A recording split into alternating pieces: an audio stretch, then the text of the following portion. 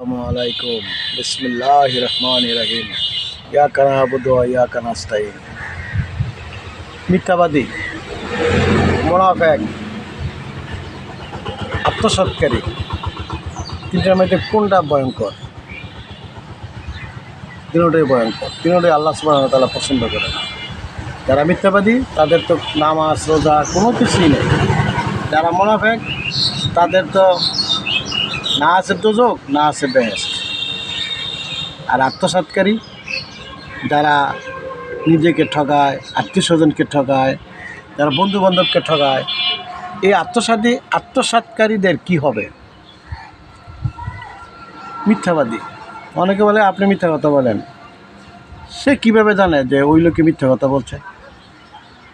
এটা গীবত। তাকে জানতে হবে লোকটা মিথ্যা কথা বলে কিনা, সে আত্মসাৎকারী কিনা, সে মুনাফিককারী কিনা। যাই না বুঝা তারপরে বলতে হবে যে আপনি মিথ্যাবাদী, আপনি মুনাফিক, আপনি আত্মসাৎকারী। অনার্থক যদি একজনে বলে যে আপনি মিথ্যা কথা বলেন, তো এই গুনার বাগিটা তো হয়ে গেল। সুতরাং আমরা কথা বলার আগে ধীরস্থিরভাবে ভেবে চিন্তে যাতে কথা বলি, মানুষের মনে যাতে আঘাত না দিই, কাউকে মিথ্যা প্রচারণা যাতে না করি, নিজে ভালো সাজ দেখে অন্যকে যাতে আমরা খারাপ না বানাই। এটা আল্লাহর দুনিয়া, আল্লাহ ছাড়া কেউ কাউকে ভালোবাসে না। একমাত্র আল্লাহর ইবাদতই আমরা করি। আর আমার গর্ব, আমি হযরত মুহাম্মদ সাল্লাল্লাহু আলাইহি ওয়াসাল্লামের উম্মত। সুতরাং আমাদের নবীজি সবাইকে বলে গেছে, গীবত গাওয়ার আগে নিজে চিন্তা ভাবনা করি।